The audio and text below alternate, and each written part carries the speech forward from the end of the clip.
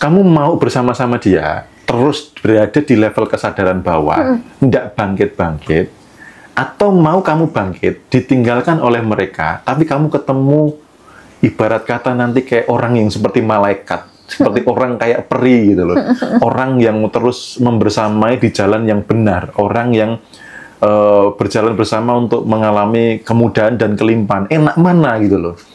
Saya pun dulu juga ngalamin.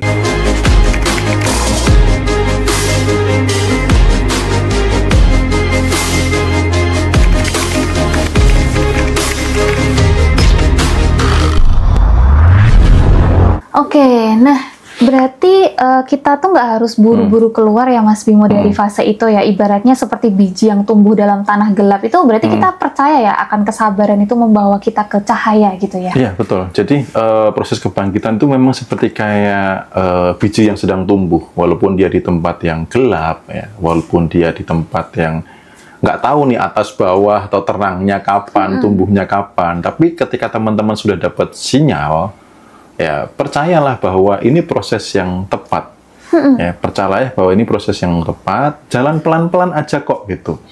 Ya, memang masalahnya datangnya tuh kayak dihentakkan gitu loh. Kayak orang itu dijendosin ke tembok itu jeder gitu loh.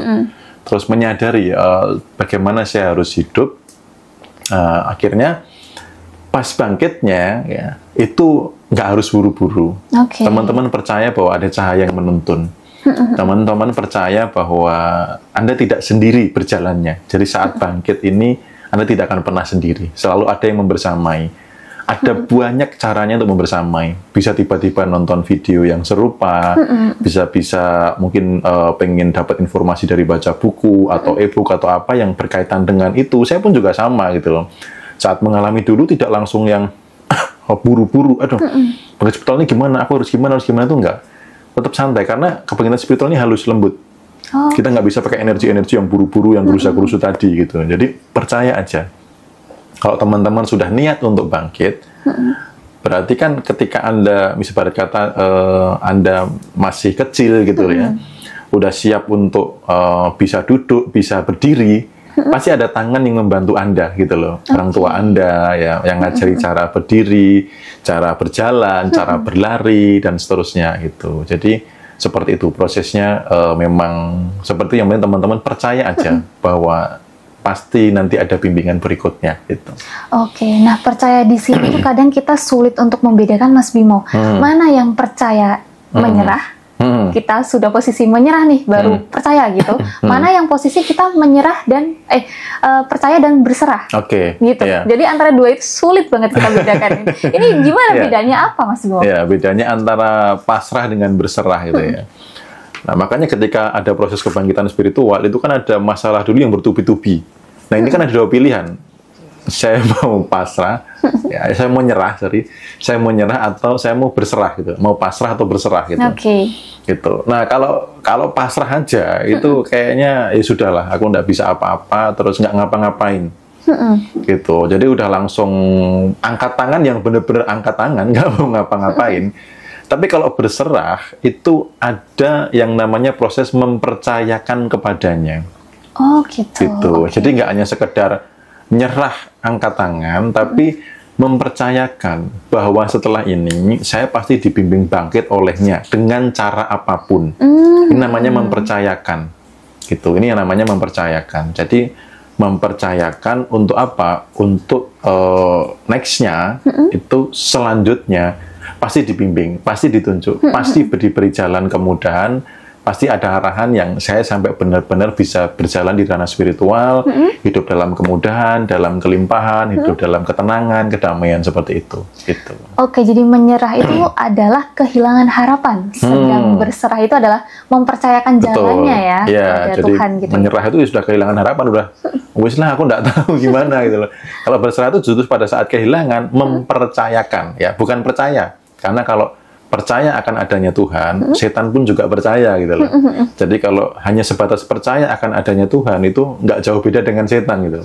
Nah bedanya setan dengan kita adalah kita mempercayakan. Setan tuh nggak mau mempercayakan hidupnya sama Tuhan, nggak mau. Nah maka kita ketika mengalami proses ini percayakan kepadanya prosesnya gitu. Oke, jadi saat kita berserah itu berarti disitulah ya Mas Bimo keajaiban, terus juga ada tuntunan-tuntunan dari Tuhan itu muncul ya Mas Bimo. Betul, ya? betul. Oke, nah pertanyaan berikutnya yang pengen Mei tanyakan adalah kenapa ketidakpastian itu bisa semakin mendekatkan kita kepada Tuhan Mas Bimo? Ya, ketidakpastian karena gini, ketika orang mengalami ketidakpastian, mengalami mentok, mengalami buntu, kayak contohnya case Buki nanti ya yang pernah kita bicarakan beberapa bulan yang lalu, sudah nggak tahu apa-apa, maka kan dia yang lakukan apa? Tenang dulu. Nah, di saat tenang, di saat diam, inilah berpotensi suara Tuhan itu masuk. Inilah berpotensi intuisi itu masuk. Gitu. Karena ketika orang sudah mulai berada di ketidakpastian, sudah berusaha maksimal, tidak bisa, akhirnya ada hal yang membuat dia tersadarkan. Ada loh sosok yang maha bisa segalanya gitu loh. Ada loh sang maha penolong, ada loh sang maha pengasih, penyayang dan sebagainya. Nah itu kadang itu beberapa orang harus dibentur-benturkan dulu gitu loh. Sesuatu hal yang tidak pasti, akhirnya siapa sih yang bisa menjamin sebuah kepastian? Pasti hanya satu ketuhanan saja gitu loh. Iya, betul. Ya, manusia nggak bisa menjamin sebuah kepastian. Ya Mei ya, jadi jangan berharap kepastian pada orang. Berharap kepastian itu kepadanya, yang tidak akan pernah ingkar janji gitu. Jadi ketika semua pegangan duniawi itu nggak bisa diandelin, nggak bisa kita andelin, berarti cuma Tuhan ya. Betul, disitulah. Ya? Makanya ketidakpastian ini sebenarnya salah satu pintu masuk saatnya kamu mengandalkannya, sang sumber yang pasti gitu. Nah, yang akan kita bahas selanjutnya adalah topeng Mas Bimo. Karena ternyata orang-orang dewasa itu ternyata banyak sekali memakai topeng ya Mas Bimo ya. Jadi di depan orang banyak dia memakai topeng A. Tapi kalau sudah pulang sudah nggak pakai topeng lagi gitu ya. Nah, Mas Bimo, kenapa banyak orang hidup itu dengan topeng? Dan seringkali kita tuh nggak menyadari kalau kita tuh sedang pakai topeng gitu Mas. Iya, betul ya. Topeng sendiri ini juga kenapa sih menjadi pembahasan? Karena orang yang masih memakai topeng itu sebenarnya dia juga masih berada di kategori tidur yang panjang. Dia belum bangkit secara spiritual. Gitu. Nah, kenapa sih orang pakai topeng? Karena sejak kecil kita tuh dididik untuk apa? Untuk yang namanya terlihat baik versi orang lain. Gitu. Untuk melakukan segala sesuatu tuh demi dinilai orang lain gitu loh. Demi disukai orang lain, demi apa pendapat orang lain, apa kata tetangga kalau kamu tidak begini, begitu, kamu harus baik di depan Pak Demu, Bu Demu, kamu harus sopan. Jadi tidak dididik menjadi diri sendiri yang inilah diri saya gitu loh. Sehingga orang bisa kehilangan jati diri. Bisa kehilangan diri yang sebenarnya seperti apa. Nah, maka untuk proses bangkit secara spiritual ini itu juga bagian dari melepas topeng-topeng. Nah, orang yang sudah bangkit berjalan di spiritual, mereka sudah tidak lagi mau memakai topeng. Mereka hidup apa adanya. Ya aku gini, kamu suka ya syukur, enggak ya enggak apa-apa. Aku hidup bukan untuk membuat kamu suka atau menyukakan semua orang gitu loh. Ya aku hidup untuk seperti ini, jujur menjadi diri sendiri. Jadi tidak lagi terpengaruh oleh didikan dari masa kecil yang pokoknya kamu harus baik, harus begini, kamu harus terlihat begini, harus begini, harus begitu. Jadi akhirnya apa? Ketemu si A pakai topeng, ketemu si B orangnya suka humor, akhirnya diri yang nggak humoris pakai topeng humoris gitu. Ketemu si C orangnya suka ngeluh, lagi sedih, lagi banyak utang, maka ketika ketemu si C kita harus sedih, harus merengut, harus kayak juga sama-sama menderita gitu loh. Jadi kan hidup kayak itu tuh melelahkan gitu. Nah pertanyaannya kapan mau memutuskan untuk bangkit gitu? Nah ini ada dari pertanyaan dari Kak William, Mas Bimo, kalau pakai brainwave apakah bisa jadi kemelekatan? Oh, tergantung sih, tergantung yang pakai gitu. Karena brainwave itu kan dipakainya hanya pada saat tidur atau mungkin pada saat menjelang tidur gitu ya, di gelombang-gelombang alfa dan theta. Nah tergantung isinya apa. Kemudian tergantung kesehariannya gimana. Kalau pakai habis itu ngarep-harap kok nggak ada keajaiban, kok nggak ada uang datang, kok nggak segera lunas hutangnya, itu namanya kemelekatan. Tuh. Jadi pemakaian brainwave itu kegiatan. Nah kalau kemelekatan itu soal rasa. Nah, tinggal rasamu piye gitu loh. Kamu ngerasain apa dari situ? Kalau setelah mendengarkan kamu merasa bisa lebih pasrah total, lebih mempercayakan kepadanya, fokus kepada ikhtiar maksimal, ya itu namanya bukan kemelekatan gitu. Jadi tergantung respon dari diri, tergantung isinya apa. Karena saya juga nggak tahu isi penuhnya apa gitu loh. Ya. Oke, gitu ya Mas William. Nah, kita lanjut lagi. Tadi kita sampai melepas topeng ya Mas William. Berarti kita tuh sejak kecil diajari untuk menjadi baik dalam versi orang lain. Iya, baik dalam versi orang lain. Jadi baiknya tuh demi dinilai orang lain gitu loh. Bukan baik yang, ya aku baik karena diriku gitu loh. Aku baik karena aku punya bakat ini, aku punya karakter ini gitu loh. Bukan karena, kayak gitu nggak boleh. Nanti apa kata tetanggamu, nanti apa kata Pak Guru, nanti jadi harus baik versi orang lain, bukan baik karena dari dalam gitu. Oke, nah kalau sudah terlanjur kita pakai topeng, nah baru kali ini kita sadar nih Mas Bimo. Terus ada pertanyaan nih di otak. Kalau semua orang pergi, siapa aku sebenarnya? Nah ini belum bisa jawab nih. Ada pertanyaan itu yang muncul dari diri sendiri karena ternyata Mei baru sadar bahwa Mei ini selama ini pakai topeng gitu loh. Iya. Nah, pertanyaan yang bagus. Jadi ketika kita proses melepas topeng, kita memang akan dalam tanda kutip berpotensi bisa kehilangan orang-orang yang nyamannya pakai topeng kita. Gitu kan sebenarnya dia tuh sebenarnya bukan menyukai kamu, tapi menyukai kamu versi A, versi topengmu ini gitu loh. Nah, ketika saya pun melepas topeng, misalkan contoh salah satu hal ya, berhenti mengeluh gitu ya, akan ada mulai orang-orang yang nggak suka, ada mulai orang-orang yang meninggalkan. Tapi orang yang meninggalkan itu kan orang yang para pengeluh, yang vibes-nya kekurangan gitu, yang kalau ketemu ngomongin kejelekan, sebenarnya ditinggalkan sama orang begitu tidak masalah kok. Tapi ingat, proses bangkit tadi, Anda pasti dibersamai, Anda nggak sendiri. Nah, ketika ada satu yang hilang, ini akan tergantikan.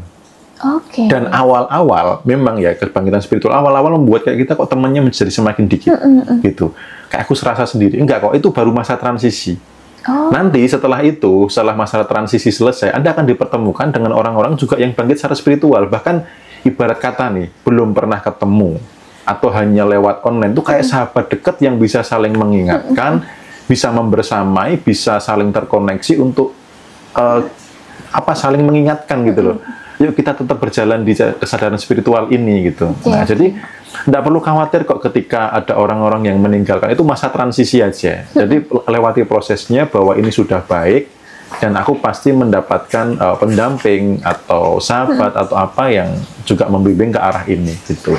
Oke, jadi cara mengenali kita pakai topeng atau enggak itu adalah ketika kita melakukan sesuatu itu karena ingin atau sekedar bertahan ya, sebenarnya takut tidak diterima atau begitu ya. Tandanya kalau tandanya masih pakai topeng yaitu, jadi ketika misalkan ketemu nih, gitu, ketemu sama orang, aku gimana ya biar dinilai baik sama dia, berarti mau pakai topeng.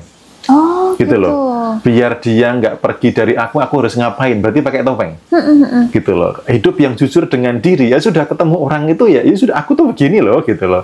Aku tuh adanya begini, gitu loh. Kalau misalkan temennya nih, tapi aku tuh sukanya orang yang ketika aku ngeluh tuh diiyain, dimengerti gitu. Nah, kita nggak tertarik untuk itu. Sorry, aku kalau mengiyakan pengeluh aku nggak bisa gitu loh.